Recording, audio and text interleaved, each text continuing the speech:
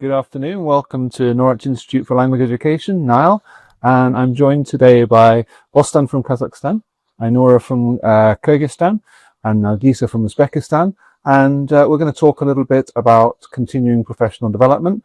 But before we do, could I ask each of you to just introduce yourselves and your role within your country's education system? Bostan. Thank you, Tom. Well, I'm the president of Kazakh Association of English Language Teachers in Kazakhstan. So besides this, I'm enrolled in different projects with the Ministry of Education, and we do projects with the British Council on different airplanes, working with private schools and state schools as well. Thank you, Bostan. Ainura.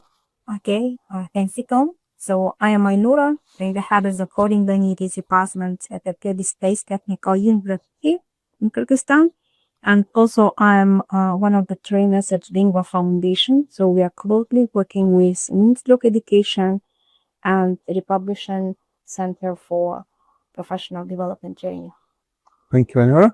And Nargisa. I officially work for the Ministry of Preschool and School Education in my country, and I'm responsible for coordinating international projects on professional development for teachers and different initiatives to help teachers to grow professionally. Thank you all. So let's start with an exploration of what does continuing professional development mean in your country, and how is it put into practice for teachers in the school system?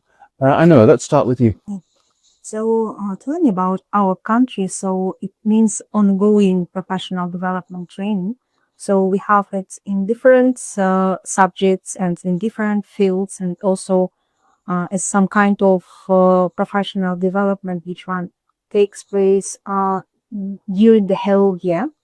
So we have, for the first, we have need assessment. So where we identify the teacher's needs, and within this, so Lingua Foundation provides this kind of trainings. For example, if it is for English language teachers, so during the whole year, so the teacher trainers who are alumnus of different programs of different, for example, UK programs or USA programs, so they can conduct these trainings. As well as we invite in experts, experienced trainers from different countries as well. And this is for teachers of English from schools around the country? Yeah, and this brings, so covers all teachers all around the country. For example, this summer, so it was training for social emotional learning, implementation in their teaching classroom. So it was for all English language teachers from all around the Kyrgyzstan. So it was 84 teachers. Then they have follow-up activities, so they can conduct cascading trainings in their own areas. So, and they have mentors who mentoring during the whole this process. Okay. Thank you very much. How does it work in Uzbekistan? So historically in Uzbekistan, we have the official teacher training courses. So it used to be once every 5 years, then it became once every year, 6 days every year. Now it's again once every 5 years. Plus we are introducing CPD days at schools, once in their own schools and once in the cluster schools, so-called. But I think the general misconception of professional development in my country is that it's something that teachers have to do for certificate. While from what we know and from what we learned here in Norwich, it's all about the inner desire of the teacher to become a better teacher, and about the support that she gets from school, from his peers, from their peers, from school leadership. And ideally, it should be the model when everything is in line. Like a teacher sets goals which are in line with the school's goals. So it's all based on the mission and vision of school. So my key word from the whole week is the biggest insight is ownership. So ownership for school leaders, ownership for teachers for their own professional development, and ownership of learners for their learning. So it's all about ownership, I would say. So in future, we would like to introduce these concepts to teachers so that they might be aware of that, or maybe it's a well forgotten thing, but that professional development is something that comes from inside. It's not an event, as Rod Balito often says. It's the lifetime process, lifelong process, and it's a journey. Great. Thank you very much, Nargisa. Tell us about the situation in Kazakhstan, Boston. Well, it's pretty much the same as in Uzbekistan. People believe that it's more about certificates. Yes, we do have institutions responsible for certain trainings and courses, but the problem here is that people also perceive as professional development as the thing where they go and attend event, or it could be just a training or course, and then they receive certificate. So basically, that's how it's perceived. They don't understand that it's actually the bigger perception. And actually, this is something that Ben has just pointed out in our session in this IELTS project. She said that we used to have just trainings, people coming, presenting something, and then people don't implement this in the classrooms. They just leave and forget, or they just have the certificate and that's it. I think at this particular moment, we are at this stage where we just get certificates, go through certain number of courses, and don't reflect a lot. Yeah, absolutely. So we're gathered here in Norwich, bringing together 5 countries from Central Asia in shared learning, shared experience, discussions of which this is a part. So how can this kind of collaboration between countries in Central Asia help to address some of the issues in continuing professional development practices in your countries? Nargisa, let's start with you. I think it's just, I'm very happy that we are here, and it's not only one country, the representatives of 5 Central Asian countries are here. And from what we learn from each other, the key thing for me is that we have similar context. And just because we used to be one country, and this approach, this top-down approach in teacher training and teacher education is kind of an obstacle, and the kind of the reason for that misconception, I would say. And I think that we just learning from Bustan and Noura about these small initiatives that are aiming at supporting teachers in their professional development journey. This is something that we can learn from each other. I mean, we always can learn from lessons learned, the journeys made in these countries. And I think at this level, we have to consolidate, we have to collaborate and work together, because actually teachers, this teacher population, with their fears, with their attitudes, it's quite a similar audience. And what works in Kazakhstan, for example, should work in Uzbekistan as well.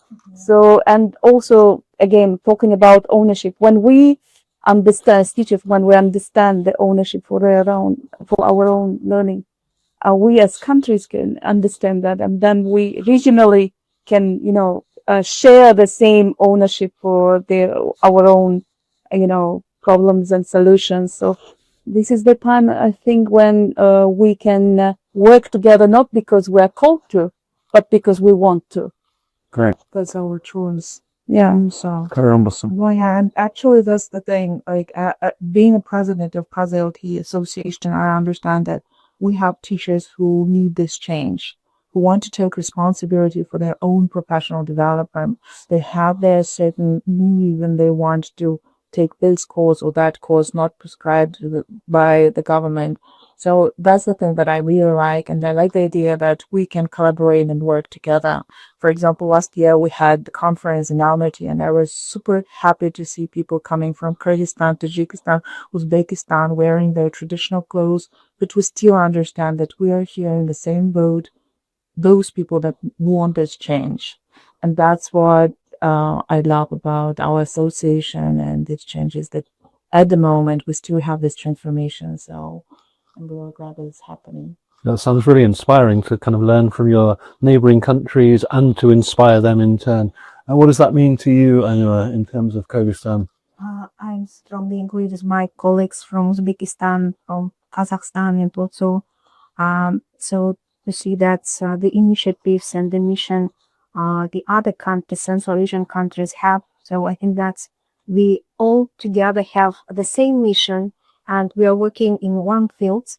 By the way, so we can learn from each other's more. So because of you see that working this professional development, or we can see what problems or issues we have and how we can provide or support our teachers as well. Because of you see that I see how Turkmenistan can organize this kind of support in their fields. So also I like how Kazakhstan provides this kind of professional development, not just to Kazakhstan, to the other Central Asian countries, and where everyone have own the contribution and can make this contribution. And we can learn more from our Uzbekistan colleagues. So I think that's far away in this field, and they can make things more successful and help us support us in this kind of work. And also, we are very open to share with our ideas on our maybe our mission, our how ideas how he made it and how he can help. So and so we like that everyone. So first of all, love their job. How they so their commitment in their job. So I think it's really great opportunity for everyone to grow professional. Thank you very much. So can I add? Well, we were talking about choices and how important it is to have a choice to do the thing. And I would mention that what we're talking about the potential for future collaboration, for future cooperation, comes from the bottom, and it's very important. And this can create opportunities for teachers. Like if we're talking about technical steps, next step. The Tom was talking about the conference that is going to happen in Tashkent this time, but it's the conference of casualty that is going to, involve different countries, teachers of different countries. This is a time when we voluntarily want to unite, because teachers want that. And it's a chance for teachers to go out of their box and to see what's going on in the area of ELT in Kazakhstan, Turkmenistan, Kyrgyzstan, and to have a chance to look at this process of, from a meta level, and to see new horizons, to open new horizons, to see new perspectives. And I think this is the time when international organizations can support that. Like running a conference for one association is hard. But when several associations, several bodies can unite under this willingness to cooperate, to talk, to discuss, then the international bodies, international donors can help us to run it. So maybe just taking advantage of this nice discussion, we can raise this issue as well.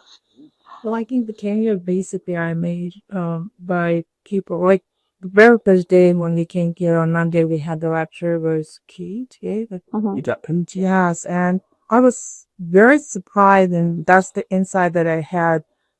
She was doing a lot of things. She is doing a lot of things, right?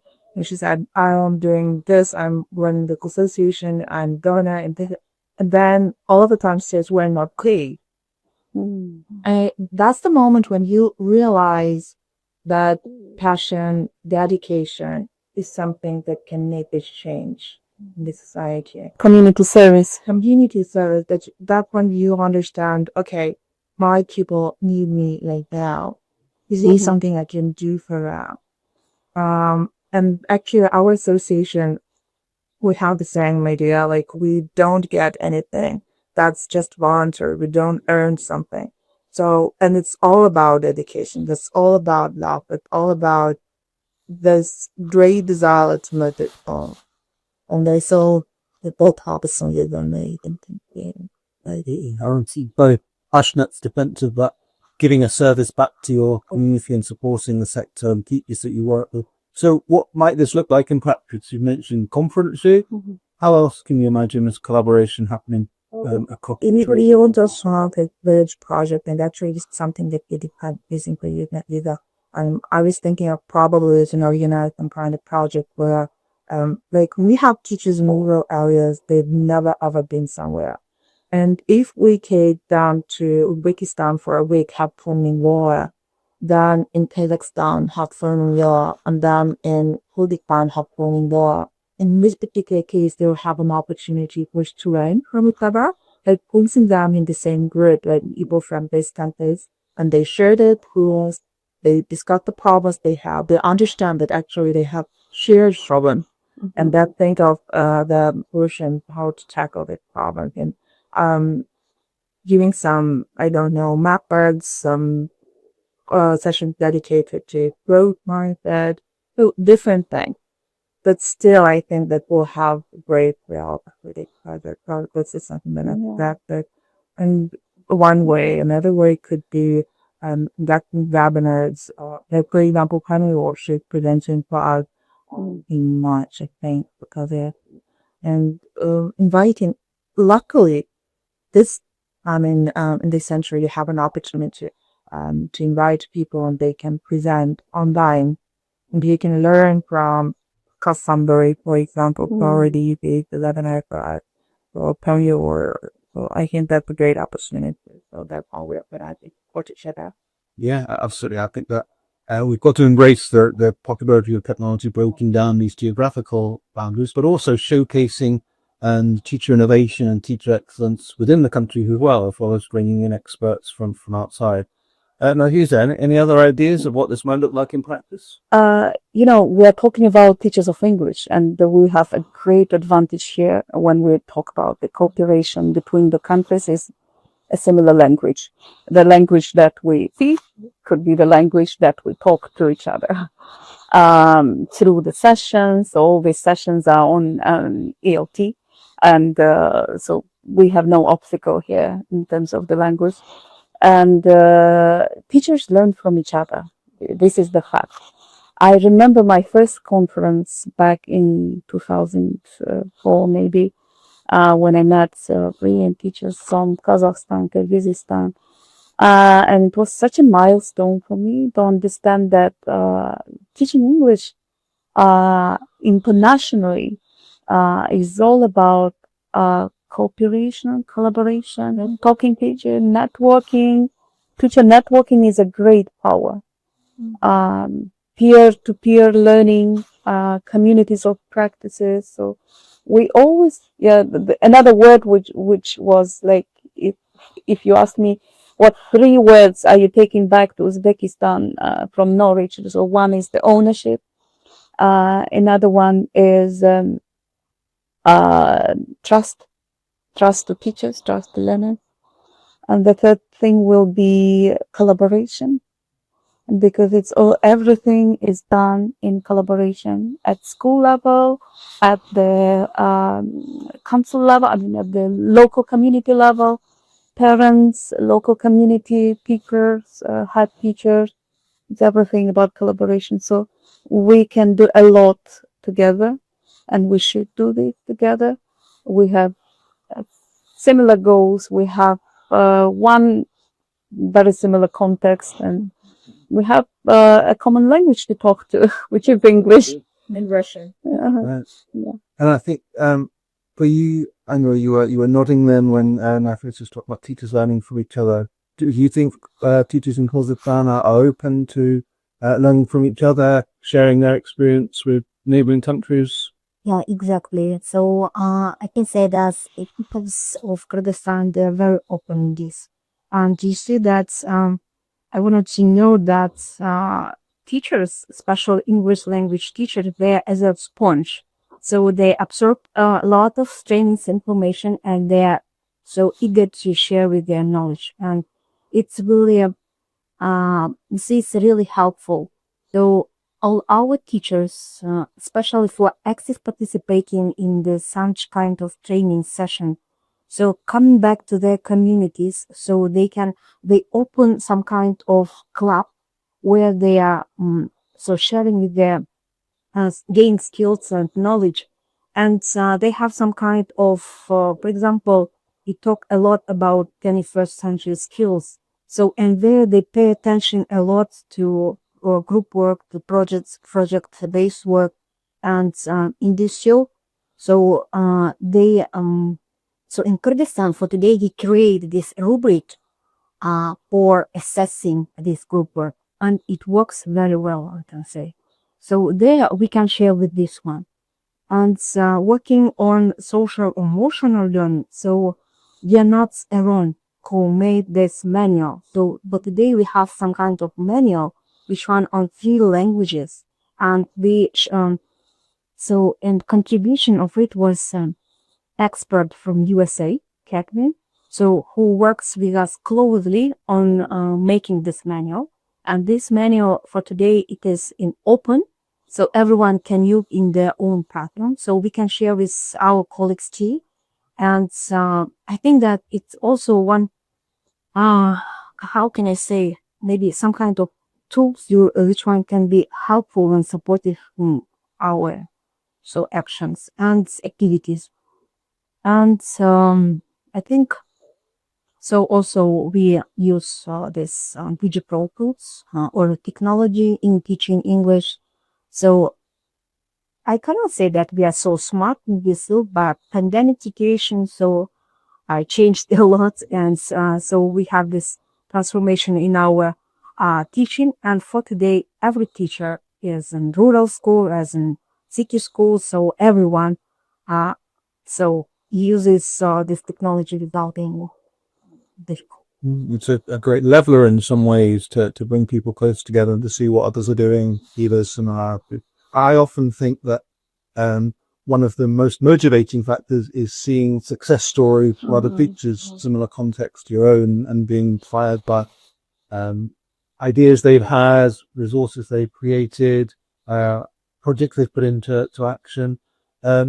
Do you think that would be a format you could take forward to a conference, sharing success stories across this integrated context? Actually, that's what we do. We don't have like, the format that we decided to focus on is that we invite people who share their success stories. So, for example, a friend of mine, Aliyah, she had to go through certain burnout, and it was identical to her, and then she find a certain solution to that. And she shared the story, and people were crying. So, and the second story, for example, was that Damian, his son, he had been diagnosed with autism, and he shared the story of how did he deal with this, what is he doing, that he's writing the program, his wife training the teachers. It's difficult, it's challenging, but the same. People were crying, but that's the time when we understand, okay, we can't ignore students in the classroom. So, and that's not just about teaching maths. It's not just about classroom management techniques. We have to understand that teaching, it goes far beyond that. That's teachers' well-being, burnout, a lot of topics to think about. Time management. We're all human beings. And one important thing that I take from this particular course is that every single country travels with education. I don't like blaming certain organs saying, or institutions, organizations saying it doesn't work because of them. So I understand that this is something that will always change. Like COVID, okay, changes. Technology, AI, often changes. So the only thing is that we have to keep our teachers to be flexible, adaptable, threat resistant. They have to keep on that, then have to take responsibility. But realize there's professional development. I think these are the key things. And I'm sure that this is all work out. I mean, it's many of the things you talked about there as examples of teacher competencies and teacher attitude. About the time managing is very resistant to stress, to organize a class. These are all topics which they're across subjects. The one thing we have is teaching of English is the shared language. How do we, or can we, or should we bring in teachers of all subjects to this kind of collaboration? Actually, yeah. And actually this natural happens. So even like in my personal story, I being a teacher of English, I had so many opportunities, scholarships and etc. So when my ideal when I was working at my previous work was that we can bring that and cater all other subject teachers with what we have learned being part of these projects. And this was how Nodira, Saida, and others joined that TOT that we ran for all subject teachers. Because it's not about subjects, it's about attitudes, about approaches, beliefs, values. It's very much about values.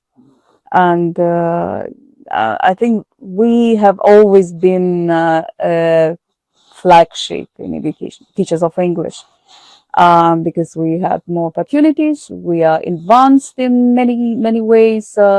Resources, yes, resources are all available in English, and to adapt or localize these resources to cater teachers of other subjects with no English, I think it's something that we can do and we should do together. And basically what we're doing with you now with Nile, let me just mention this as well, is we're developing the modules for teacher training modules for all subjects. And it's all about pedagogy, not about subjects. It's about methodology, pedagogy, approaches, classroom management, behavioral issues around teaching and learning, SEL, social emotional learning. So we already are an example how what we have in ALT is being transferred to teachers of other subjects. And I think unless you have competence and competence as a teacher to manage those aspects of your classroom and the students, you'll never get to the subjects. It's just content. If you can't manage the learners in your classroom and the differences between them and their needs in the classroom, those core competencies run across the curriculum.